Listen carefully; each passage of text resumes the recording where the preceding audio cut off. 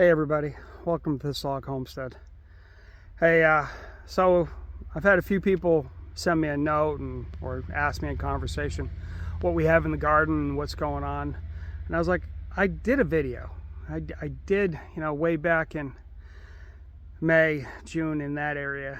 But then it dawns on me that I did it, but then I got sick. So it's taken a bit to get over that, and the garden's coming along pretty well, so I figured we'd talk about it, okay? And again, all we have is 4 raised beds, and we're going to show you what we got. Turn it around. So not too bad. Things are filling in nicely, as you can see. We're going to start over here. Now, last year we had tomatoes over here. In the interest of rotating our crops, we didn't put them over here. We put all our fresh herbs. So we've got cilantro and thyme and rosemary and oregano and dill, some hot peppers, marigolds, because the marigolds actually keep the deer away, most of the critters away. They don't like the smell. And in the back corner is actually a mosquito plant that also keeps the deer away. They just don't like that smell. And the squash that you see here is spaghetti squash. And if you can see real close up and tight, we've actually got 3 or 4 on that plant and a couple on this one. And go down here. Not too bad, it's coming along. And then we come over here, and this hedge of squash, if you would, is just zucchini and summer squash. And we've done pretty good. We've harvested a bit, so we got some yellow squash coming. We got a bunch of zucchini coming too. About 4 or 5 in here. The drought is raising havoc with the shape of them, so we're kind of doing what we can. I got some climbing beans, which I planted them late, so I'm not expecting too much out of them, but it'd be nice to see something. Cucumbers, and this is pickling cucumbers, and they're doing okay. We've harvested probably 5 or 6 cucumbers already. It's enough to maybe make some refrigerator pickles, or just some real quick Asian pickles or something like that. In the middle is pumpkin. We'll see if that actually comes to fruit. Plenty of flowers, but haven't seen much in the way of actual pumpkins on them. And I don't know if you saw, but there's some onion here and there, and those are left over from last year. They were too small to pick, so we never picked them. I just let them grow and overwintered them. Now we've got more tomatoes here. These are all a rare heirloom varietal that we picked up from one of the neighbors up around the corner. We also picked up a hot pepper. Danged if I can remember the name right now, but we did. And again, more marigolds over here. We start with the tomatoes. As you can see, tomatoes are really starting to come in. I don't know that there's a plant that doesn't have more, this one may have only 2, but there's plenty of flowers coming. Other than that, plants are loaded. So maybe we'll get some sauce made this year out of our own tomatoes, which would be great. This is supposed to be zucchini. Butternut and some winter stuff. We've got Brussels sprouts, which is coming. If I sound doubtful, I don't know. It's our first full year with the beds producing really well. And we planted I believe it was the week before Memorial Day.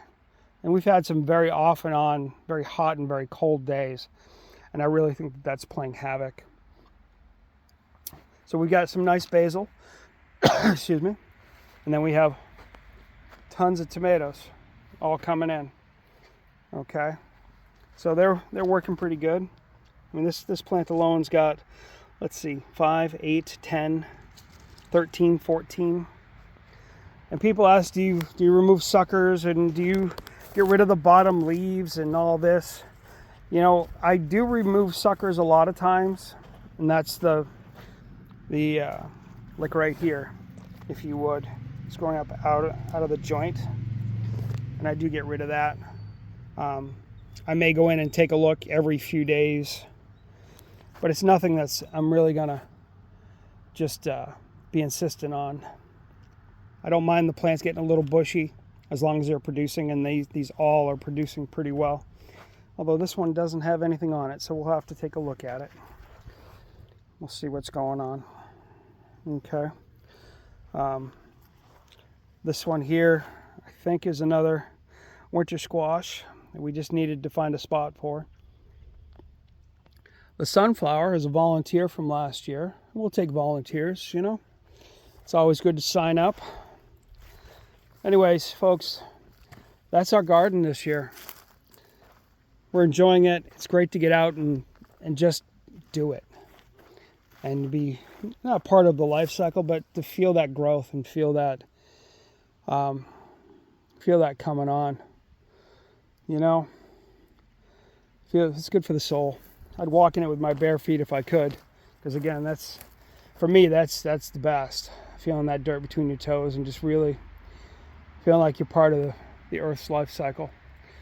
Something else that happened, we're going to walk over here to the bee yard.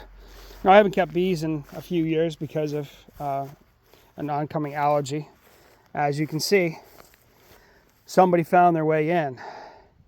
And if you look over here,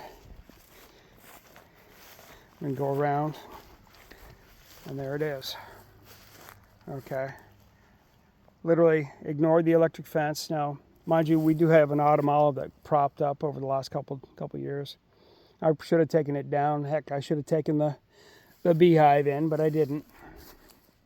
I guess I was hoping for a swarm to just kind of miraculously show up, and I could say, oh, look, I'm a beekeeper again. Nope, no bees. Just a big and furry one. He or she was not having it. So we're going to take this down, put it all away. We'll take it as it comes. I'm not sure if I'm going to leave the autumn olive or not. You know, you can harvest the berries. You can make juice out of them, or you can turn them into wine. I've actually seen people use them for flavoring in moonshine and things like that. So you can eat them. So it might be worth doing. We'll see. We got a fair amount of autumn olive here and around. So anyhow, that's our garden this year.